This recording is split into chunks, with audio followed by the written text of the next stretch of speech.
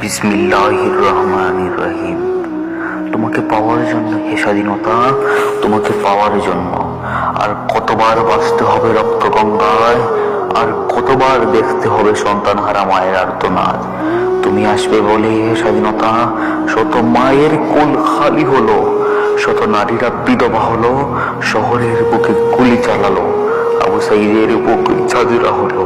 তুমি আসবে বলে স্বাধীনতা, ছাত্রাবাস বস্তি উজাড় হলো, রাইফেল আর মেশিন গান ফুটালো যত্র তত্র, পানি পানি করে চিৎকার করতে লাগলো এক তরুণ। সে আর কেউ নয়, সে আমাদের মীর মুগ্ধ। সেও রেহাই পেল না দুর্বৃত্তদের বুলেটের আঘাত থেকে, তাকেও শহীদ করা হলো। তোমাকে পাওয়ার জন্য এ স্বাধীনতা, ইসলামিক রাষ্ট্র কায়েমের জন্য।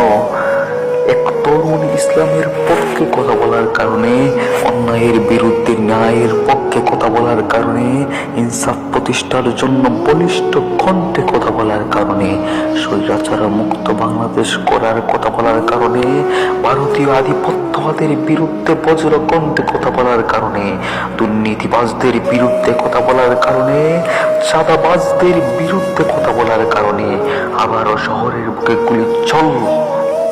বীর এক মুসলমান, বীর এক সৈনিক, বাংলার বীর উসমান হাদির রক্তে রঞ্জিত হলো পুরো শহর, পুরো দেশ। কেঁপে উঠল দেশ, কেঁপে উঠল জাতি।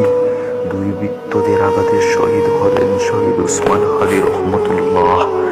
তুমি আসবে বলে স্বাধীনতা, অবুঝ শিশু হামাগুড়ি দিল পিতার লাশের উপর। বিধবা হলো এক বীর শহীদের সহধর্মিনী, খালি হলো এক মায়ের বুক। দেশ হারালো এক সাহসী তরুণ, যার অহংকারে কাঁপতো স্বৈরাচারদের কলিজা। সে আর কখনোই ফিরে আসবে না, উসমান হাদি ভাই আর কখনোই ফিরে আসবে না আমাদের মাঝে, কখনোই না, কখনোই না। মহান আল্লাহ তাআলার কাছে করি মুনাজাত, উসমান হাদি ভাইয়ের ঠিকানা হয় যেন জান্নাত। মহান আল্লাহ তাআলা যেন উসমান হাদি ভাইয়ের পরিবারের মধ্যে ধৈর্য ধরার তৌফিক দান করেন, আমিন।